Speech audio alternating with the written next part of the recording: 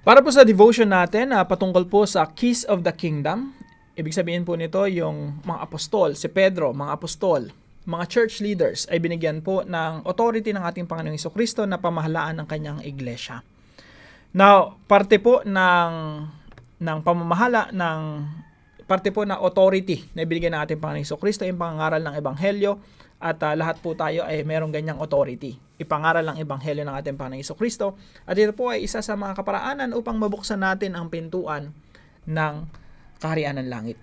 Now, marami pong nakakapasok sa kaharian ng langit. Nagiging membro ng iglesia ng ating Diyos at marami pong nagiging mananampalataya at tagasunod ng ating Panginoong Jesucristo. At sa loob po ng iglesia, sa loob po ng kaharian ng Diyos, hindi pwedeng may kaharian tapos walang law. So meron po talagang law, merong batas, merong mga rules and regulations na ipinatutupad ang ating Panginoong Jesucristo. Now, isa po sa napakahalaga na puntos po natin dito sa application po natin ay settle disputes within the family of God. Yung ating pong mga alitan, lahat naman tayo nakapasok na sa kaharian ng Diyos. Lahat tayo ay nakatindig sa pag-ibig at biyaya at kagandahang loob ng Diyos. Yan yung pundasyon ng ating pananampalataya. Sa makatuwid, sinasabi ng Biblia na magpatawaran na rin lang tayo kapag meron tayong mga disputes, meron tayong mga alitan. We can move past that. Ibig sabihin, malalampasan natin yan. Dahil tayo ay pinatawad ng ating Panginoong Jesucristo, tayo din naman ay magpatawad sa iba. Now, meron pong mga nangyayari sa loob ng church na mga kasuhan, mga lawsuits. At ito po yung isang regulation or sinasabi ng Biblia na dapat nating gawin. Ito yung pinakabatas natin. Kung meron tayong korte, meron tayong Supreme Court, Court of Appeals, Sandigan Bayan, CTA, tapos meron tayong RTC, tapos meron tayong MTC dito sa gobyerno natin. Dito rin sa ating church, sa ating iglesia, sa Christianity dito sa Pilipinas, dapat meron din tayong sariling korte. Meron tayong arbitration. Kumbaga, dito, sinesettle natin yung mga disputes natin within the family of God. Kasi hindi po ito suggestion ng Biblia. Ito po ay talagang inutos ng Biblia. Sabi po rito, if any of you has a dispute with another, do you dare to take it before the ungodly for judgment instead before the Lord's people? Kung may reklamo ang sino man sa inyo laban sa kanyang kapatid sa pananampalataya, bakit siya nagsasakdal sa mga hukom na hindi mananampalataya? Bakit dadalhin mo sa gobyerno yung mga issues ninyo? Sa halip na ipaubaya sa mga hinirang ng Diyos ang pag-aayos ng usapin nila. Sinasabi ni Apostol Pablo, wala bang taong matalino sa inyo, marunong sa inyo, sa inyong iglesia para dalhin nyo pa yan sa korte, dalhin nyo pa yan sa prosecutor, magdemandahan at ipakulong mo, or kasuhan mo yung iyong kapwa mananampalataya?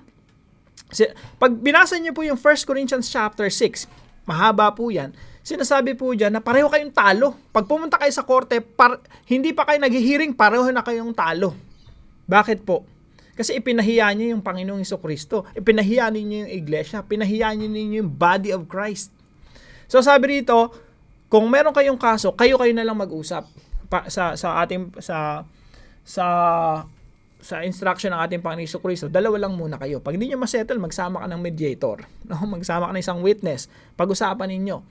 Now, paano pag magkaiba kayo ng church? Paano kung isa nasa Mindanao, isa nasa Manila, magkaiba kayo ng church, pero pareho kayo mananampalataya? Now, gusto ko pong ibahagi sa inyo ito. Meron po tayong tinatawag na Lawyers for Christ. Facebook page po ito, pwede nyo pong i-like. Ito po, kaya po gusto kong maging abogado kasi dito sa Pilipinas dapat merong nasa-settle yung mga issues within the family of God. Meron tayong mga Christian arbitrators na makakatulong para sa mga nagkakasuhan, no?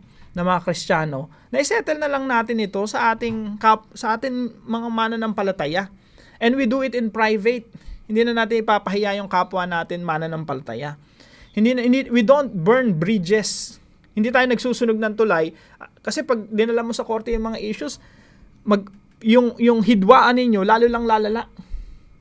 Pero ang ginagawa natin dapat mga Kristiyano, sinisettle natin yung mga disputes fairly. Kaya po, etong Lawyers for Christ, yan po yung mission. Meron pong, hopefully, ito yung makita natin in the near future. Magkaroon tayo ng Christian Arbitration for Reconciliation and Equity. Based po yan sa 1 Corinthians chapter 6 verse 1 na tayo mga Kristiyano, lahat ng mga issues natin sinesettle dito. Of course, may mga exemption. Ano yung mga exemption? Pag mga exemptions niyan, yung mga bagay na nire-require yung korte na mismo, kagaya ng mga rape cases, kagaya ng mga criminal cases na nagkaroon ng patayan. So, syempre isa-separate natin yung mga yon. Pero yung mga civil cases, tsaka yung mga issues lang na kahit criminal cases like BP 22, dapat nasisettle na to sa within the Christian family lang, within the family of God lang.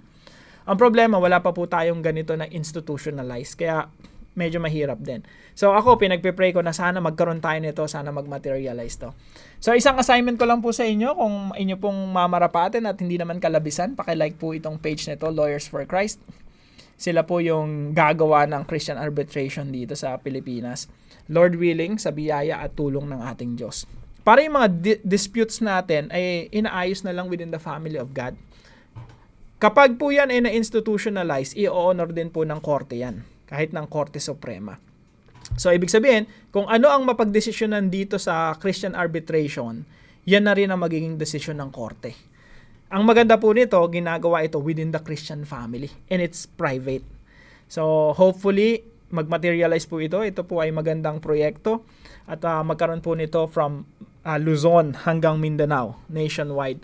At ito po ay isa sa mga kaparaanan para matulungan natin yung mga churches dito sa Pilipinas. So, settle disputes within the family of God. Nagkaroon tayo ng idea, no? Bakit nga ba tayo merong ganito? Christian Arbitration for Reconciliation and Equity.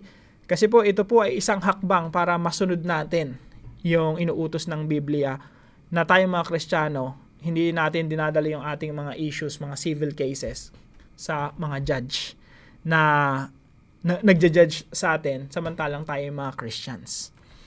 So ipag-pray nyo po itong proyekto na ito. Ako po ay part nito. At Lord willing, yan talaga yung makita natin sa buong bansa in the near future or kung kailan man loloobin ng Panginoon. Sama nyo po sa prayer na maging successful po yung Lawyers for Christ para sa ganitong proyekto. Maraming salamat po sa inyo. Pagpalain po kayo ng ating Panginoon. Magkita-kita tayong muli bukas alas 5 ng umaga dito po sa ating Daily Devotions.